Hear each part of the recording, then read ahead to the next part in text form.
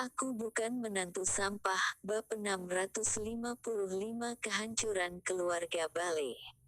Eriko dengan gemetar berkata, Aku masih punya kekuatan di beberapa kota lain. Mereka pasti akan datang untuk menyelamatkan kami. Begitu dia selesai berbicara, Melanie yang ada di sebelahnya mencibir. Pak, kekuatan yang kamu sebutkan itu, sebenarnya kami baru saja melihatnya, dan hanya seperti itu saja. Penerjemah di sebelahnya langsung menerjemahkan kata-kata ini ke Eriko. Eriko kesulitan bernapas, sedikit keterkejutan terlintas di matanya. Mereka sudah datang.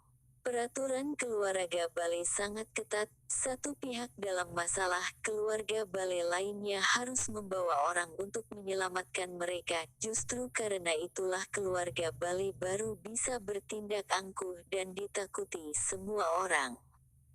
Melanie melipat lengannya dan mencibir dengan jijik. Jika kekuatan yang kamu bicarakan adalah beberapa orang yang seenaknya menghalangi jalanku di luar kota tadi, aku beritahu kamu, sampah-sampah ini sudah kubereskan, mereka sangat menghalangi. Bagaimana mungkin? Setelah mendengarkan terjemahannya, mata Eriko membelalak, wajahnya sangat terkejut, dan dia tiba-tiba berteriak, "Siapa kamu?" Saat tadi Melanie dan yang lainnya melapor ke Rocky, mereka menggunakan bahasa Yuga, jadi dia sama sekali tidak tahu identitas Melanie. Dia hanya tahu bahwa Melanie adalah orang penting dalam keluarga tertentu. Melanie dengan dingin berkata, "Sebentar lagi kamu akan mati, sebaiknya aku memberitahumu, jangan sampai kalian mati dengan tidak jelas." Setelah berbicara, dia mengangkat kepalanya dan memberi isyarat kepada penerjemah. Penerjemah langsung memperkenalkan satu persatu. Beberapa saat kemudian, setelah Eriko mendengar perkenalan oleh penerjemah itu, dia sangat terkejut, matanya memperlihatkan keputusasaan, dan dia bergumam. Keluarga Su di kota Wasa, keluarga Jiang di kota Wasa. Aliansi Bisnis Nangguang, Balmeru, Siyuan. 2 dari 4 keluarga besar kota Wasa datang pada waktu yang bersamaan. Dan sisanya, semuanya adalah orang yang berdiri di puncak kekuasaan, walau siapapun ditarik itu tidak lebih lemah dari keluarga Bale di kota White River. Mengapa orang-orang yang kuat dan berkuasa ini begitu menghormati Rocky, melakukan segala cara untuk memimpin orang-orang untuk mengepung kota White River? Bagaimana mungkin seseorang yang dapat memimpin begitu banyak keluarga yang berkuasa adalah orang biasa?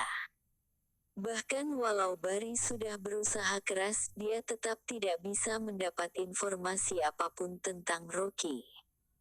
Paling-paling dia hanya bisa mengetahui bahwa dia adalah menantu dari keluarga Liu di kota Gopo, dan pernah pergi ke kota Wasa, tapi dia bahkan tidak bisa masuk ke rumah keluarga Lin.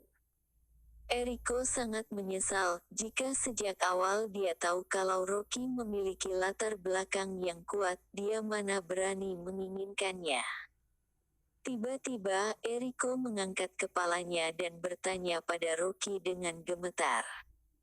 "Maaf, siapa kamu sebenarnya? Apa kamu benar-benar dari keluarga Lin kota Wasa?" Tebakan di hatinya sudah dipastikan.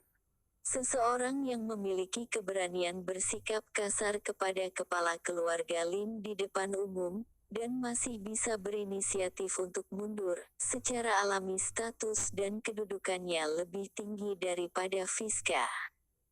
Dengan statusnya yang seperti itu, dia tidak perlu mengunjungi keluarga Lin saat kembali ke kota Wasa karena keluarga Lin akan dengan sendirinya datang mengunjunginya.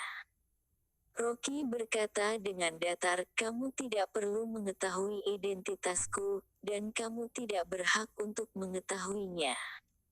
Ada keheningan di sekitar, dan sejak awal tubuh Eriko sudah gemetaran dengan wajah yang penuh kesedihan. Bagaimana dia bisa begitu bodoh, berulang kali menantang seseorang yang tidak mampu ditantang? Kekuatan lawan bisa menghancurkan keluarga Bale hanya dalam satu kalimat. Keluarga Bale dan Rocky bukanlah lawan yang sebanding. Eriko menangis histeris di tempat, tapi dia sudah terlambat untuk menyesalinya. Dialah yang menyuruh Barry untuk merebut Rocky. Dengan kemampuan Rocky, mereka tidak bisa menyangkal kesalahan yang telah mereka perbuat. Dia bangkit dengan gemetaran di seluruh tubuhnya, tiba-tiba berlutut di depan Rocky dengan gemetar, dan menangis. Rocky. Tuan Rocky, keluarga Bale membuat kesalahan besar, tapi Barry sudah mati, dan seluruh keluarga Bale tidak tahu masalah ini. Aku berani memohon ampun padamu, tolong lepaskan mereka. Petik 2. Pada saat ini, orang-orang dari keluarga Bale baru sadar, lalu satu persatu berlutut di tanah, dan tak henti-hentinya bersujud pada Rocky. Tuan Rocky, maafkan kami. Kami mohon Tuan Rocky untuk melepaskan kami. Kami benar-benar tidak tahu apa yang telah dilakukan Barry dan Belinda. Tolong Tuan Rocky ampuni kami. Sekelompok orang itu berlutut dengan berempil-empilan, dan menangis histeris. Namun, Rocky tidak bergeming dan dengan dingin berkata, keluarga Bale kalian telah berkolusi dengan perampok selama beberapa tahun, menjarah properti masyarakat gunung dan pedagang yang dulu, dan membunuhnya.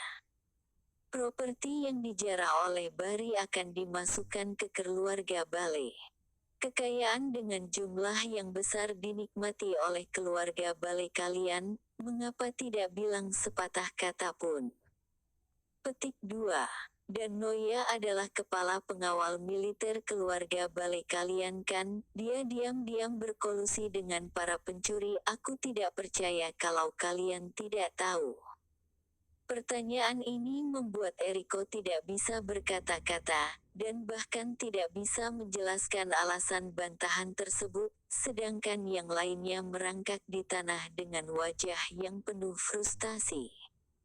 Rocky berbalik tanpa melihat mereka, dan memerintahkan Aum Miko. Aku akan menyerahkan sisanya padamu. Baiklah.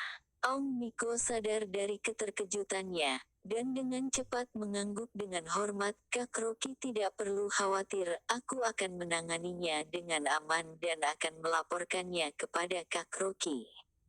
Rocky mengangguk dan berkata, baiklah, aku akan kembali ke kota Gopo sekarang. Kakak Lin, kamu mau pergi? Aum Miko tiba-tiba terkejut. Latihan kalian juga sudah lumayan, jika dilihat dari level pelatihan saat ini, tidak menjadi masalah untuk berurusan dengan master biasa asal belajar lebih giat lagi sesuai dengan metode yang aku ajarkan. Pencapaian kalian akan tembus dalam waktu setahun. Setelah Rocky selesai berbicara, dia berjalan menuju helikopter.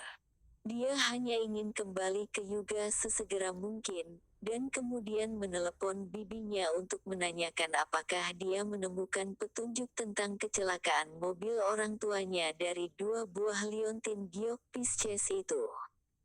Begitu mendengar Rocky mau kembali, belasan anggota tim sangat tidak rela. Meskipun mereka berbaur dengan Rocky hanya waktu lebih dari 3 minggu, tapi dalam waktu 20 hari yang singkat ini, mereka mengalami perubahan yang penting dalam hidup mereka. Semua hal yang mereka pelajari dalam 3 minggu ini, jika mereka mengandalkan diri mereka sendiri, takutnya mereka tidak bisa memahaminya secara menyeluruh selama hidupnya. Siapapun yang pensiun dari tim ini, mereka adalah master teratas di luar. Yang paling menyentuh adalah Aum Miko. Hanya dalam 20 hari, dia berubah drastis dari yang dulunya terkenal sebagai sampah kini akhirnya dia menemukan tujuan hidup. Terlebih keluarga Aung San karena Rocky sendirian, sehingga dia merubah nasib secara bertahap. Sekarang keluarga Bale telah hancur. Aung Miko ragu-ragu sesaat, lalu dia mengejar Rocky, dan dengan hormat berkata, "Kak Rocky, keluarga Aung San kami telah menerima banyak kebaikanmu, kami benar-benar tidak dapat membalasnya. Setelah urusan kota White River selesai, aku dan ayahku akan datang ke kota Gopo untuk berterima kasih padamu." Rocky sedikit mengangguk. Begitu dia berjalan beberapa langkah, dia teringat sesuatu, lalu dia berbalik dan berpesan, "Kirim batu kasar ke kota Gopo, aku ingin menggunakannya. Akan segera kuatur, semua batu kasar yang ada di gudang Bale akan segera diangkut dan dikirim." Aung Miko mengangguk dengan cepat, dan juga beberapa tambang Gyokmu keluarga Aung San akan mengurusnya, dan keuntungannya akan ditransfer ke rekeningmu tepat waktu. Rocky berpikir sejenak dan kemudian berkata, "Katakan pada Willy Wu, pertukaran batu giok antara dia dan ayah mertuaku, boleh dipilih batu giok terbaik dari beberapa tambangku itu, dan harganya harus rendah tapi jangan biarkan dia tahu kalau itu aku." Baik. Setelah Rocky selesai berbicara, dia berjalan menuju helikopter. Pada saat ini, Suri Jiang sedang berdiri di samping helikopter dan berteriak dengan keras, "Kakak Rocky, naik helikopterku saja, aku akan mengantarmu kembali ke kota Gopo." Bagus juga. Saat Rocky hendak berjalan menuju Suri Jiang, tiba-tiba ada seseorang melintas di depannya dan menghalangi jalan.